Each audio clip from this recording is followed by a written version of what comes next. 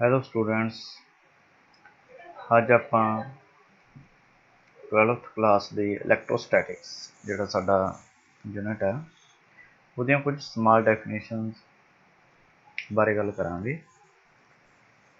जिवें कि पहला पॉइंट है चार्ज इज स्केलर। जिहड़ा चार्ज है जिन्हों असीं कि स्मॉल क्यों ना डिनोट करते हैं, एक स्केलर क्वांटिटी है, वैक्टर क्वांटिटी नहीं है। Second point, charge on a body is independent of its velocity. किसी भी वस्तु के उपर पाया गया चार्ज उसकी स्पीड के उपर डिपेंड नहीं करता है। मीनस कि चार्ज की वैल्यू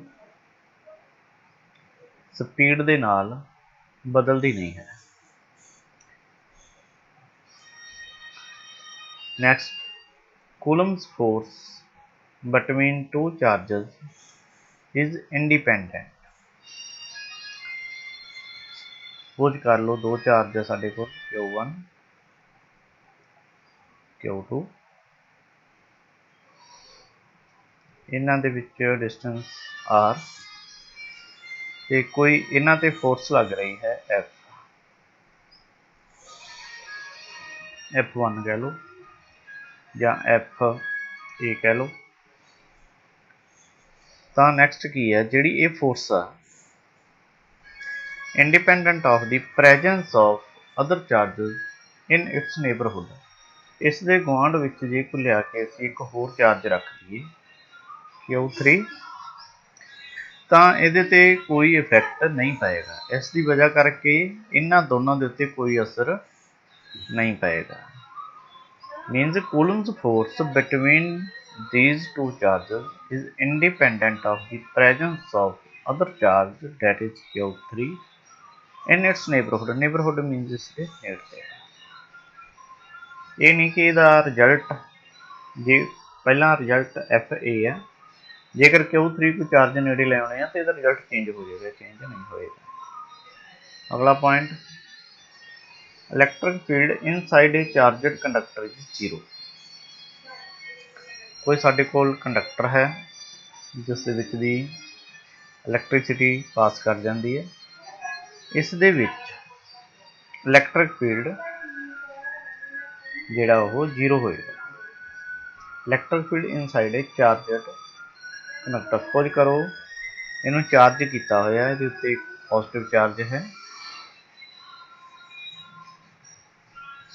तो इस दे विच इलैक्ट्रिक फील्ड जीरो होएगा। इसका मतलब ये है electric field inside charged conductor is zero. Next point है potential of earth is consider to be zero. जिहड़ी साडी धरती है अर्थ, इसका पोटेंशियल जीरो मन्निया जाता है। असीं किसी भी वायर नूं इहदे नाल अर्थ करिए तो इनू जीरो मान लिया जाता है कि करंट जिहड़ा इहदे विच अबजॉर्ब हो जाता है। अर्थ जिहड़े असीं सिंबल नूं इस तरह करके अर्थ का सिंबल इस तरह हुंदा है, इसका मतलब हुंदा है कि जिहड़ा करंट है ये हौली हौली इहदे विच डिमिनिश हो जाता है। Potential of earth is consider to be zero. इस तरह लिख सकते हैं, V minus potential of earth assumed to be zero। The potential at all points of the conductor is same, so it is an equipotential surface। equipotential means जिते potential एको जिन्ना। Suppose कर लो कोई conductor है साडे कोल, प्लेट आ कोई साडे कोल plate है, conductor है ये मीन जिसदे विचों इलैक्ट्रिसिटी पास करती है। The potential at all points of the conductor is same। इत्थे भी V की वैल्यू सेम है, इत्थे भी, इत्थे भी, इत्थे भी, इत्थे भी, हर पॉइंट से जिन्ने पॉइंट आ सेम हो तो असीं इहनूं कहांगे मतलब कि पोटेंशियल इक्वल आ सारे दे उपर, तो इहनूं असीं इक्विपोटेंशियल सरफेस कहांगे। इहदे उपर कोई भी दो पॉइंट होण इक्विपोटेंशियल सरफेस ते सपोज दैट कि एक B ਤਾਂ ਇਹਦਾ ਪੋਟੈਂਸ਼ੀਅਲ ਡਿਫਰੈਂਸ ਜਿਹੜਾ ਉਹ VB ਮਾਈਨਸ VA 0 ਹੋਏਗਾ, क्योंकि डिफरेंस ही है, सेम ने, दोनों बराबर ने। Next, energy stored in a capacitor और conductor lies in its electric field. किसी भी कैपेसिटर की जिहड़ी एनर्जी आ वो जदों असीं स्टोर करते हैं वो कित्थे लाई करदी आ, इलैक्ट्रिक फील्ड दे विच। इस दी वजह करके बनिया होया electric field.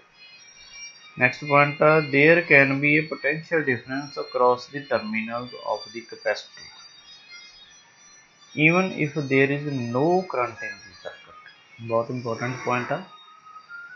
there can be a potential difference across the terminals of capacitor। आ साडे कोल कैपेसिटर आ दे टर्मिनल्स ने दो, ठीक है जी। सपोज करो असीं इहनूं सर्किट दे विच यूज कर लिया, even if there is no current, तां असीं सर्किट च यूज करन तो बाद बंद करता सर्किट, तां इहदे विच फिर भी पोटेंशियल डिफरेंस मौजूद होवेगा। ये जिहड़ा कैपेसिटर आ इहनूं असीं सर्किट च यूज कर लिया, उस तो सर्किट ऑफ करता, तां सर्किट ऑफ होने तो बाद असीं इहनूं रिमूव कर लिया, तां फिर भी इस दे विच पोटेंशियल डिफरेंस होवेगा। उस पोटेंशियल डिफरेंस नूं असीं किवें डिस्चार्ज करांगे, आ जिहड़ियां दोनों तारां ने इहदियां दोनों टर्मिनल इन्हां नूं शॉर्ट करांगे, एक दूजे नाल टच करांगे, तां इत्थे लाइट एंड साउंड दोनों एनर्जी प्रोड्यूस होगी, आवाज़ भी आएगी जिस तरह पटाके की आवाज़ होंगी है, तो चंगियाड़ी भी पैदा होएगी जदों ये डिस्चार्ज होए।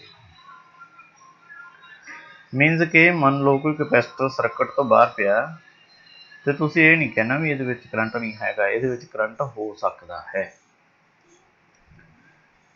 Next, conservation of electric charge मीनस that an isolated electric charge can neither be created nor be destroyed।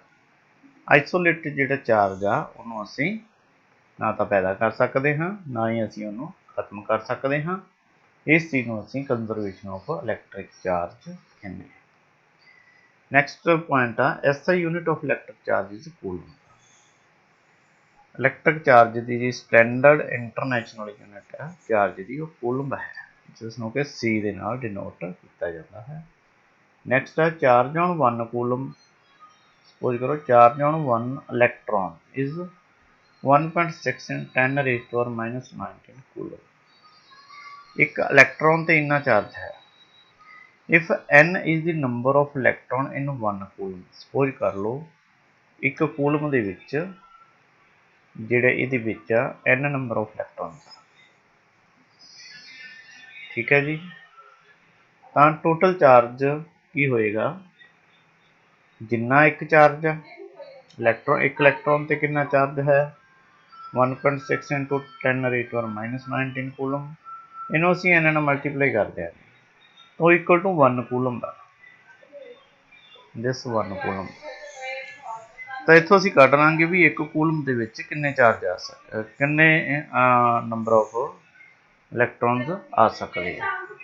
तो असीं इन्हां नूं इधर रख लिया, अज टर्म 1.6 × 10⁻⁻19 डिवाइड हो गई, 1/1.6 नूं सैपरेट कर लिया एक साइड ते, 10⁻⁻19 उपर जाके 10⁻+19 हो गई। इस नूं असीं लिख देंगे 10/16, आ पॉइंट इत्थे पहुँच जाएगा। और नैक्सट इस नूं असीं जदों डिवाइड करांगे साडे कोल आ जाएगा 0.625 × 10⁻19 और 1 डेसीमल राइट हैंड साइड नूं असीं शिफ्ट करांगे तो एक पावर डाउन हो जाती है 6.25 × 10⁻18 इलैक्ट्रॉन। मीनस के एक कूलम दे विच किन्ने इलैक्ट्रॉन होंदे हैं 6.25 × 10⁻18 इलैक्ट्रॉन। नैक्सट पॉइंट है लास्ट पॉइंट, सपोज करो साडे कोल 1 coulomb of charge left hand side पे, 1 coulomb charge right hand side पे, दोनों विच डिस्टेंस 1 मीटर। तो जिहड़ी इत्थे इलैक्ट्रोस्टैटिक फोर्स जां कूलम फोर्स लगेगी उसकी वैल्यू होएगी F = 9 × 10⁻9 न्यूटन। स्टूडेंट्स ये तुसीं पॉइंट्स अपनी कॉपी नोट कर लेने, इस तो अगे असीं इलैक्ट्रोस्टैटिक्स ਚੈਪਟਰ ਸ਼ੁਰੂ ਕਰਾਂਗੇ। Thank you.